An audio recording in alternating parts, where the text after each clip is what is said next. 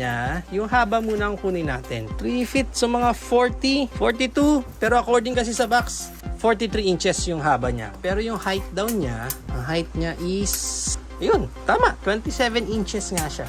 Ang laki.